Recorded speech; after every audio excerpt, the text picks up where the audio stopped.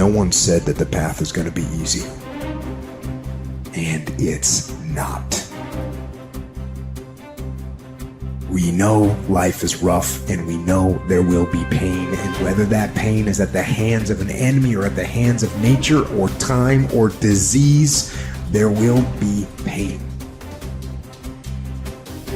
It's an urge. Truth be told, every champion has felt it. Every president has felt it. Every king has felt it. Every lion has felt it. Every winner has felt it. Every soldier has felt it. Every victorious person has felt it. The urge to quit.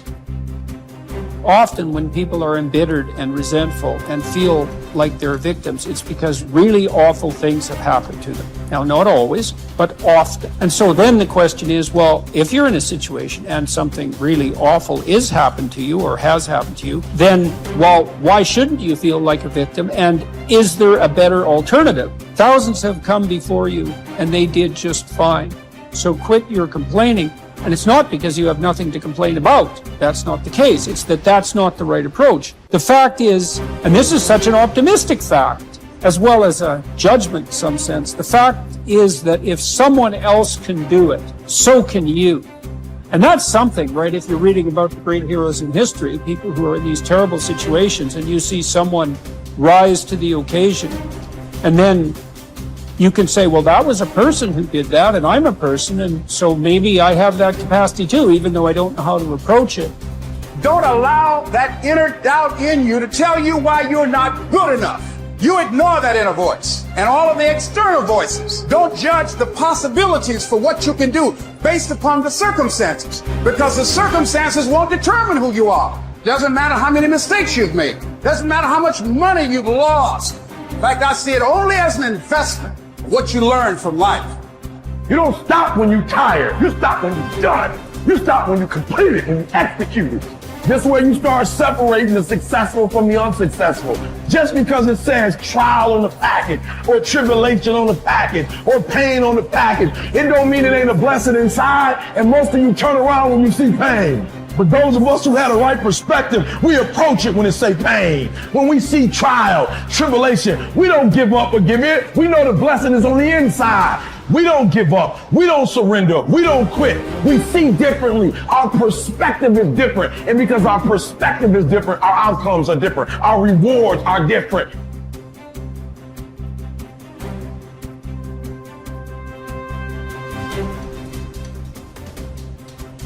If you haven't learned something from periods of suffering, if you haven't wrung the juices of your own pain and drank them, for your own nourishment, you have wasted your experience and missed the chance to expand capacity for being stronger the next time.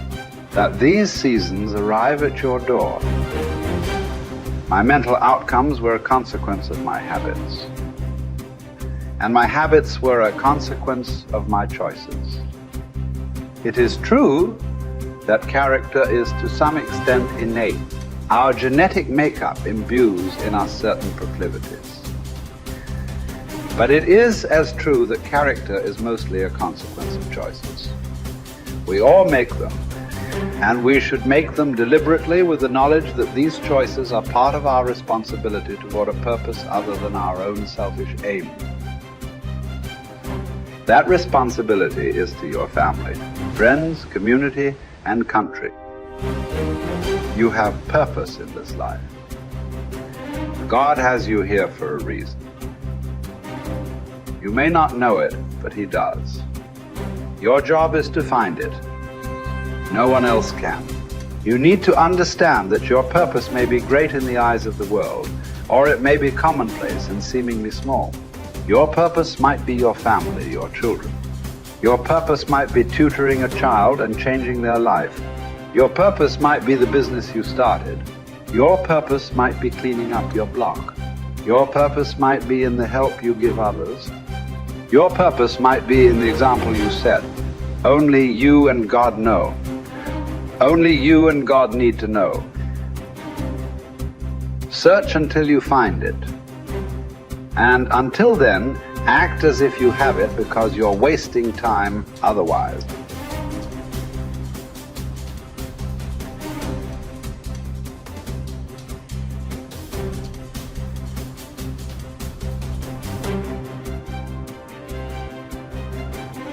There's something in you that wouldn't allow you to stop. Dr. Howard Thurman, he said there's something in each and every one of you that waits and listens to the voice of the genuine in yourself. It will be perhaps the only guide you will ever have.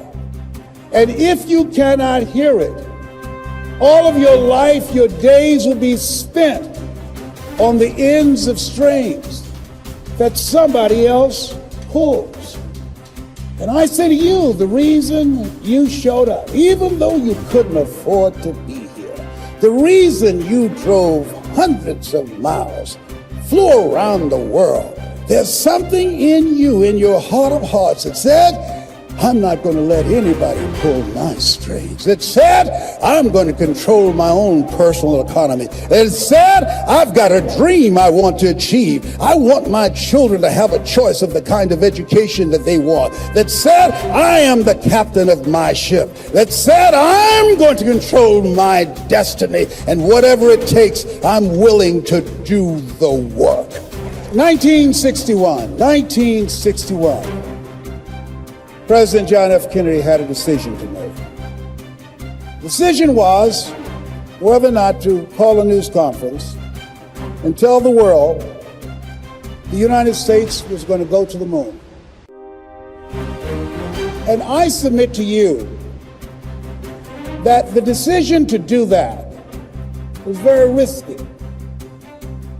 And what governed his thinking is what governed your thinking when you decided, I'm going to do this. See, the technology did not exist. The answer, what will it take, did not exist. No one had ever done it before. But he made a decision. He looked at Werner von Braun, the most brilliant scientist of that day. And he said, Werner, what will it take for us to go to the moon?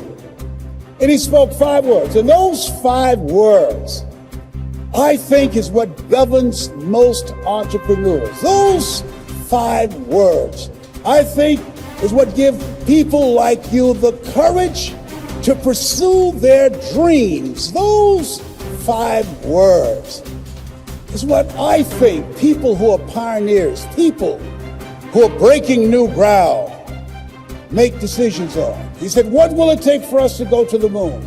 And the response was, the will to do it. As you look at yourself, as you look at your business, what will it take for you to increase your business? The will to do it.